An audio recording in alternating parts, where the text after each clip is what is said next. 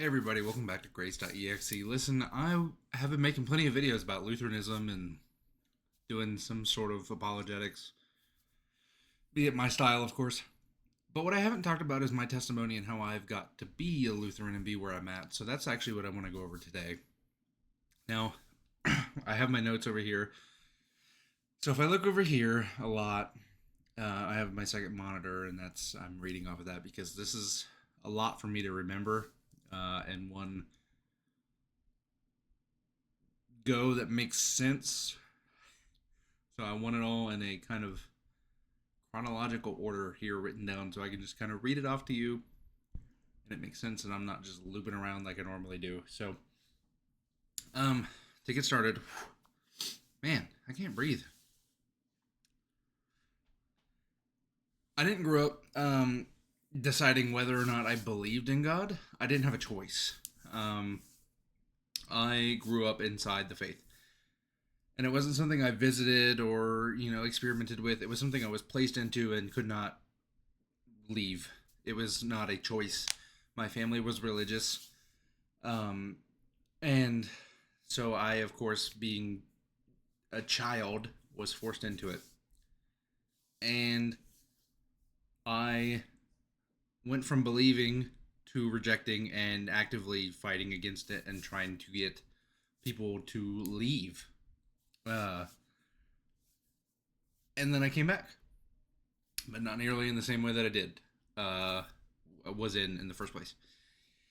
And so let's get into why I am the way that I am. And, if I sit up like this, I look more intense. And why I am a Lutheran and how I got to where I'm at. And anyway, so when I was very young, I was introduced to Christianity through my family. They attended a Church of Christ out in the middle of nowhere because they live out in the middle of nowhere. And I would go with them before from like birth to the ages of like 4 or 5. After that, let's see, I don't remember much because I went to Sunday school. That didn't really matter to me. But my mom had some issue with that church, and so she took me and her, because my father is deceased. Me and her went to many a denomination. We went to a Nazarene, a Baptist, Vineyards, Methodists, lots of non-denominationals. And eventually, around the age of 10, we settled into a Seventh-day Adventist. And that became our main church. And I attended their in-house school for much of my elementary and middle school. So Christianity wasn't just Sunday mornings anymore, or if you know anything about Adventist, Saturday mornings.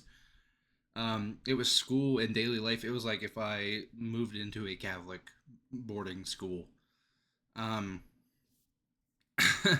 So something didn't really click for me. It never felt like God loved me or that I could even feel God's presence because there were so many bad things happening in my life that God got really pushed to the back burner. There were so many terrible things going on that it was hard to believe. And I didn't, or at least I started to not. I never felt it, and over time I started to see it less as, excuse me, less as something that I wanted and that was going to make my life blossom and turn into something, amazing that I could do for myself and others, and more like an inherited pressure to conform to something I didn't want to conform to.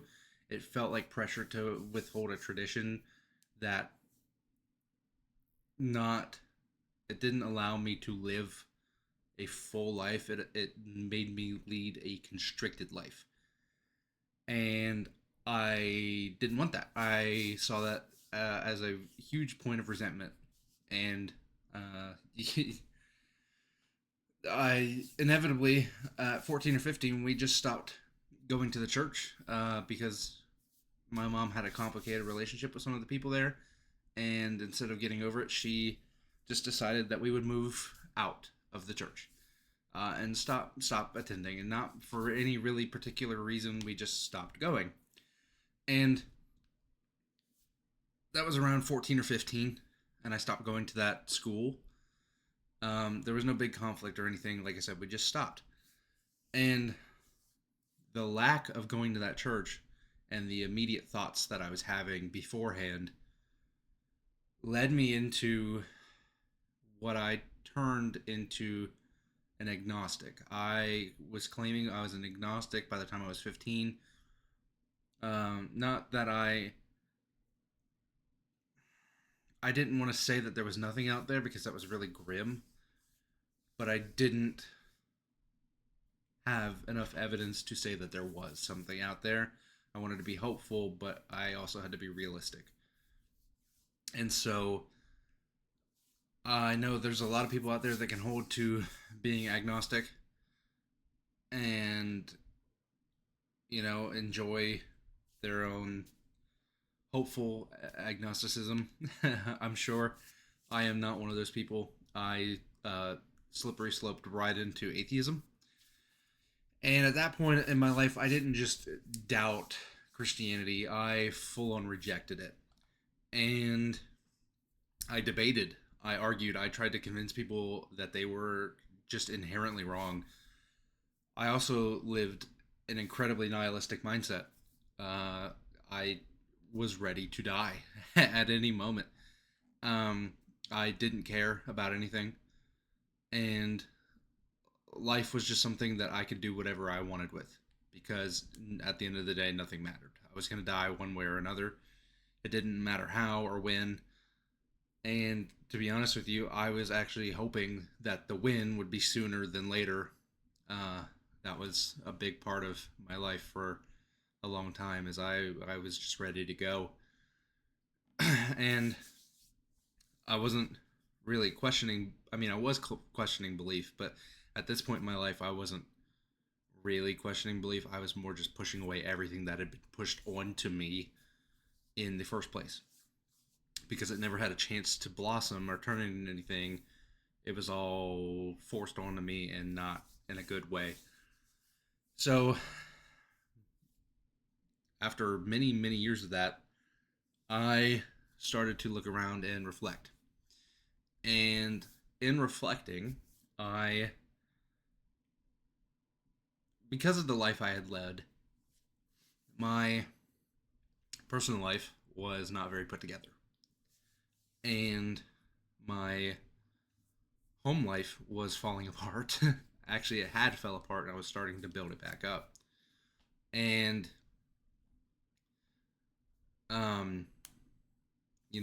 that was just, it is what it is for me. That's what it was going to be. And I noticed all these friends that I used to go to church with, because I cut everybody off. I had no interest in being friends with anybody. I was also just huge into being an isolationer. I was huge on being my own independent. I don't need anybody. And I saw all these old friends from the church school, the Seventh-day Adventist church school, and other people that I've met over the years. And they are usually believers. And I saw that they were doing so much better than me in life. And yes, I could say that is because, their parents were semi-wealthy or held stable employment, so they could have a better foundation to build themselves up on. Or yes, they were able to get a further education, so they had this and this. And, I'm sure there are factors that I just ruined for myself doing what I did. But I saw that they were all believers, and the only thing that in my mind that made sense was they're doing better than me because they go to church. And so, accepting somewhat of a defeat, in May of 2025, at the age of 24, I picked up another Bible. I had not had a Bible in over a decade. I picked up a Bible, and I went to a Nazarene church. Something I knew was familiar to me, because out of all those denominations, besides the Seventh-day Adventist church, we attended the Nazarene quite a bit. Before the Nazarene was actually our home church before the Seventh-day Adventist. We went for about a year, probably. A little less. And even in my time as a childhood, I hated it there. And as a child, I hated it there. But I thought, maybe as an adult, the music won't be so loud. And maybe I'll understand stuff more. So I went back. I went to churches I've never been to before, but the same denominations. I went to a Nazarene and a completely new church. I didn't know any of these people. And the people were nice, but I just felt like, I don't know, I just felt like something was off.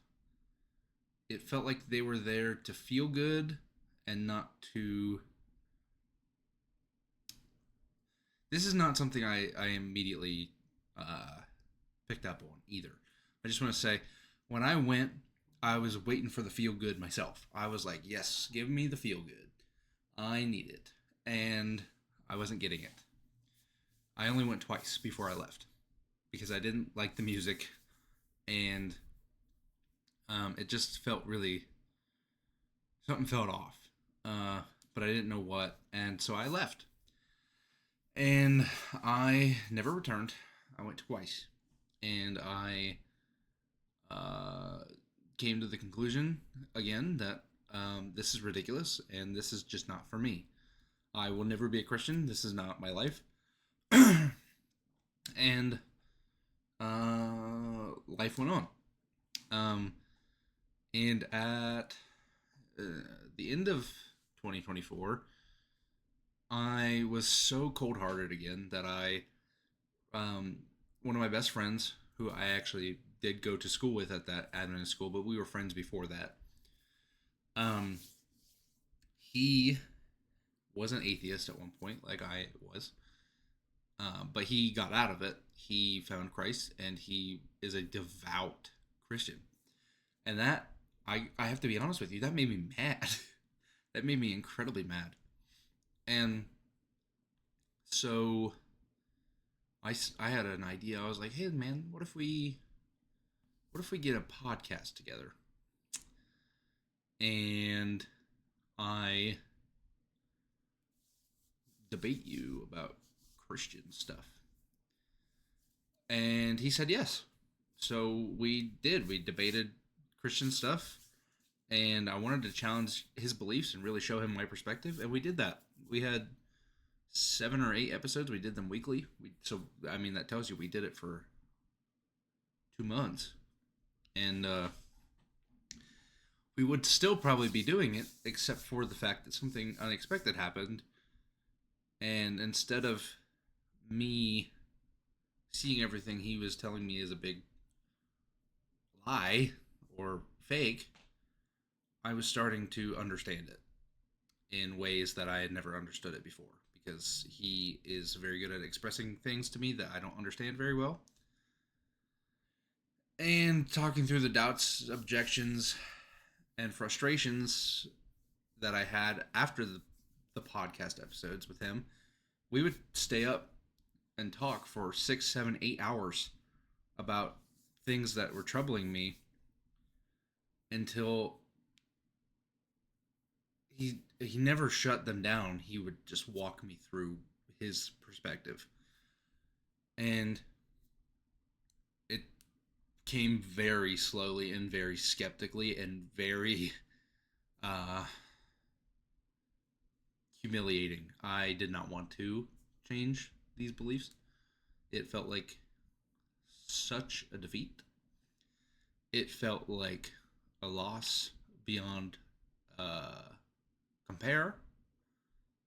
It was devastating because everything I knew was wrong and everything about myself was wrong.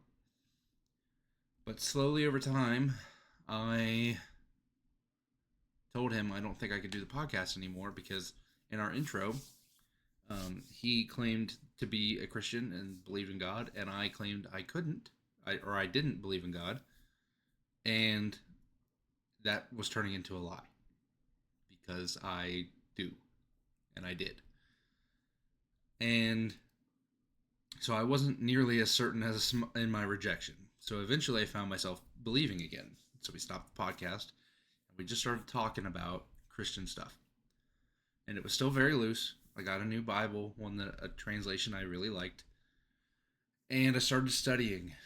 And I told him that I went to a Nazarene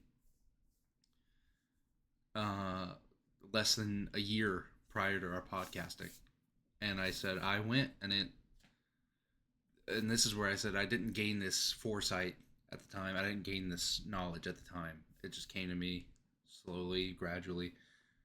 It felt really loose. And as we talked more about this, I came to understand the concept of high church and low church. And basically everything I've ever been in has been a low church. And I knew nothing different because my family has a really rough stigma against Catholics. So I wasn't allowed to associate with Catholics. And they didn't associate with Catholics. So I knew nothing about Catholicism. To be honest with you, I thought they were a different race until like 5 years ago when I actually looked into it for a little bit. But anyway,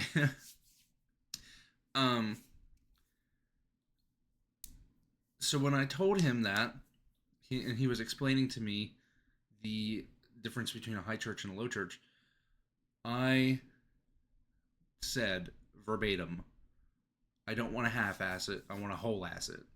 Otherwise, it doesn't feel right. I want to fully commit if I have to commit. And I don't want a light version because if I'm choosing this, if I'm changing my whole life perspective, this has to be the most important thing I've ever done. And so I want something high. I want to go high. And he suggested that I looked into Lutheranism because that is what he was. And it is. He is a member of the LCMS. And so I attended because everything he had taught me and told me made sense. And so I seeked out a Lutheran church. And I found one. And I met with the pastor. I visited the church. And I started attending regularly. I was going to give it the two-time run like I gave the year prior. And what stood out to me wasn't just the structure of the church, but how theologically they thought about it and how serious scripture was taken. It didn't feel like a coffee bar with live music. It felt like church. And I would ask questions, and I still do ask deep questions, and I get them from my answers from the pastor all the time. And that is a big reason why I stayed, because he explained things to me that I didn't even know existed, and it just felt right. And now that I'm developing more in my faith, I am actually thinking about switching to an LCMS because I am currently in an ELCA. But that's for another video. So as of now, I've been in a Christian again for about 4 months. And I've been attending my Lutheran church for about 3. I still go every week, and I'm still very much learning and trying to read a book a week about theology. Still asking questions and still learning what it means to be a Christian. I'm not where I used to be. Thank the Lord. I thank Him every day. And I am not where I thought I would end up. And that friend that I was telling you about that led me to being a Lutheran, he just told me the other day he didn't think I'd ever be a Christian again, and that troubled him. And here we are. So,